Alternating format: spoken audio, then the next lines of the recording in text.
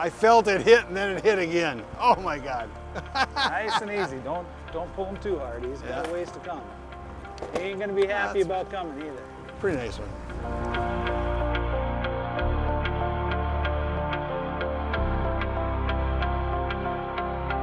Welcome to Scheels Hometown Heroes. Scheels Hometown Heroes is a way for us to say thanks to those that serve our country and our community, and are still giving back to others today. We honor your service by sharing your stories. From all of us at Scheels, thank you for your service. Hi, my name is Jordan Yes from Scheels in Mankato, and we are excited and honored to announce Dan Rohman as our next Scheels Hometown Hero. Hey everybody, our next Scheels Hometown's hero, which is Dan Rohman. He's a two-time Purple Heart veteran and from Vietnam, and we're super excited. And we're going to take him and his son out in the boat tomorrow, and we're going to tell their story for our next Scheels Hometown hero. Being from a small town, he had to fill a lot of shoes in that small town. Like you said, firefighter. He was a teacher. My mom did daycare, and he helped there with kids and just busy with everything. I call him Coach Rohman. I've known him probably for 40 years, and our relationship started when I was a manager for the football team, and then eventually through school he was my teacher. He was on the fire department with my dad, the ambulance crew with my dad, so he was really a pillar in the community that I've known forever. My parents raised me to do that, to be, and that's who they were and that's who I was. It's just something that you did for a town. And when we moved into a small town, it was just, people said, hey, you want to be on the fire department? I go, yeah, I do.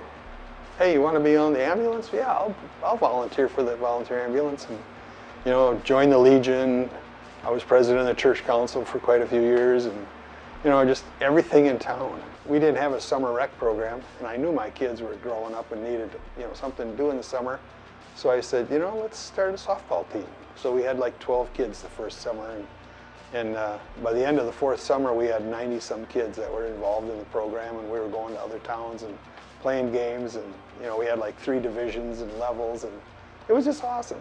Like we started out in the park in Bellevue and played, like you said before, there was, 12 of us, and that grew into a large, thing for the town, where there was a bunch of kids coming from out of town, and I even ended up helping coach a couple years after that. So that was kind of a cool thing that, he started in town for the kids in town. Our relationship really, it evolved from teacher to coach, really to a true friend, and that's what I would call him today. From 7th grade through 11th grade, I had him as history. Always was fun. He just was a great mentor. You could go to him, talk to him at any time. He was very supportive and encouraging. He didn't talk about his service a lot when we were in class. I knew that I probably would end up, since Vietnam was going on hot and heavy, and I had been watching television, and all the stuff and all the protests and stuff that were going on. Really, a lot of that wasn't going on until the early 70s when I was out already, but I was at Fort Campbell, Kentucky. I flew down there. I think I got to the main airport in Kentucky, but then we had to hop on a little tiny 2-engine aircraft. There was about 11 or 12 people in there. And I remember we were flying in a storm, and I was sitting next to this real elderly lady, and I had my hand on the armrest, and she reached over and grabbed my hand, and she says, "Are we going to crash?" And I said, "No, ma'am." I said, "We're okay." I said, "These pilots know what they're doing." And I comforted her, and I thought, why am I comforting her? I'm going to Vietnam.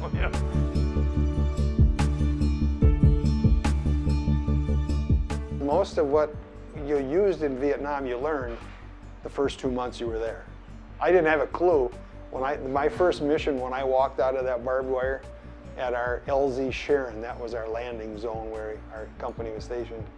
When I walked out of that barbed wire, I was pooping in my pants. I was so frightened. But once you got out in the field and started to understand, the guys were chewing you out and ripping you and reaming you and telling you you're doing stuff wrong, and they were trying to help you. You learned real fast. When you went out in the field, you had somebody else's back, and they had your back, and this guy had his back, you covered everybody. You always were there. And this was the scary part about it, when something happened to somebody, like when that first grenade that blew up, and I had 3 guys laying on the ground bleeding and screaming and yelling, and Sergeant Bass was behind me, and he was on the phone, and the medic, we had a medic with us, and he was fixing people, and these guys were yelling, and all of a sudden the training kicked in, and you did exactly what you were taught to do. Set up a field of fire, protect the people you're with, make sure. I think that was the biggest thing, and knowing that you were with these people and you were going to be with them, they were your support to survive this thing that you were involved with.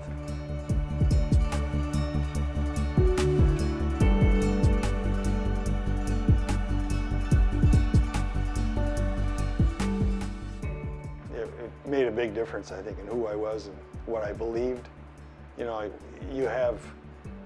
When you start out doing something, you have kind of a rule for yourself, on what you're going to try to bring on to your players and your kids in class. And I was pretty strict.